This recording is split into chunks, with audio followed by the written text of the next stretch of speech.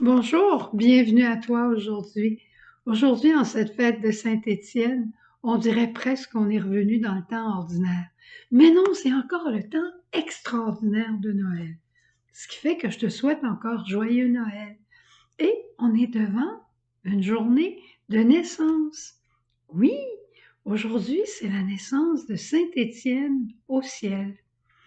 On pense toujours que Noël, c'est des rubans rouges, c'est des petits lutins. C'est un bonheur qui n'a pas de prix. Noël, c'est une fête de foi, une grande fête de foi qui nous révèle le mystère de l'incarnation, de la rédemption, du salut qui nous est apporté. Enfin, on a une grande joie qui va demeurer pour l'éternité. Nous sommes des êtres sauvés, profondément aimés, et Jésus est venu prendre notre nature pour que nous laissions revêtir de sa nature divine. Et je trouve la prière pour ce jour dans la liturgie eucharistique tellement merveilleuse. Je te la lis. Puisque nous célébrons la naissance au ciel du bienheureux Étienne qui a su prier pour ses persécuteurs, donne-nous d'imiter ce que nous célébrons pour apprendre à aimer jusqu'au bout, jusqu'à nos ennemis. Hein?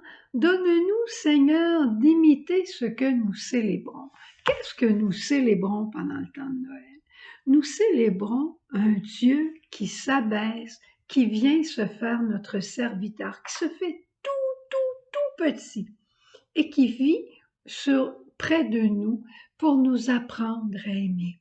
Alors, si ta journée de Noël, on n'est pas rendu loin encore dans le temps de Noël, mais si ton temps de Noël jusqu'à aujourd'hui n'a été que service, n'a été peut-être que solitude, n'a été que désappointement, il y a peut-être eu de l'ingratitude aussi parce que tu n'as pas reçu tous les merci pour l'amour que tu as investi. Eh bien, dis-toi que simplement, tu es en train d'imiter ce que nous célébrons. Tu peux penser à Jésus qui s'est incarné. Personne ne veut de lui.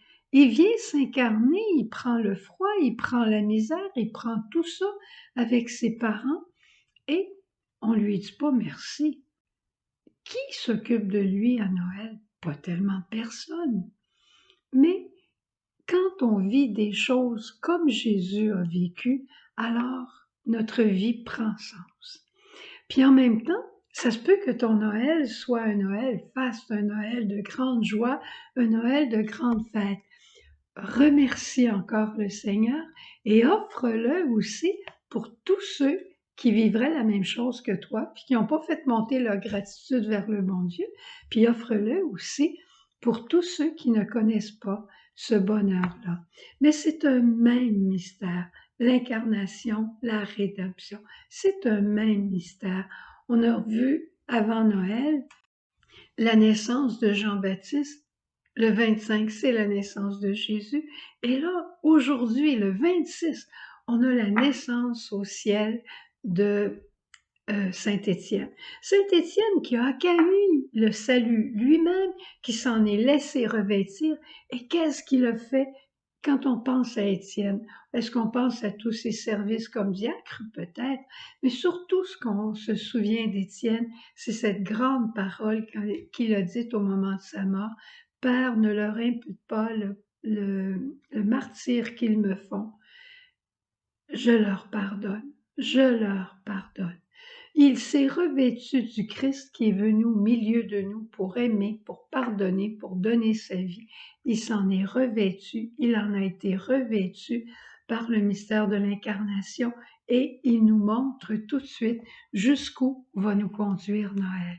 Noël va nous conduire jusqu'au don total de nous-mêmes, avec une joie incroyable, parce que Étienne, même s'il s'en allait vers le martyre, il était habité de la force de l'esprit. Et l'esprit n'est pas des fois joie, puis des fois force, puis des fois conseil. Quand l'esprit est là, il est là avec tous ses dons. Alors, si ta vie ressemble à celle de Jésus, comment savoir si ta vie ressemble à celle de Jésus? Demande-lui. Va auprès de la crèche, agenouille-toi Reste assise devant la crèche, reste assis devant la crèche.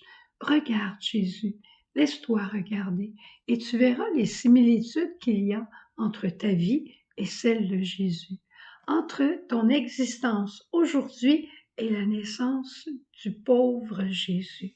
Et ton cœur sera consolé, ton cœur sera dans la joie. Je te souhaite une belle journée. On se retrouve demain. On a des horaires un peu différents présentement, mais ça va se replacer dans quelques jours. Au revoir, à demain. Jésus.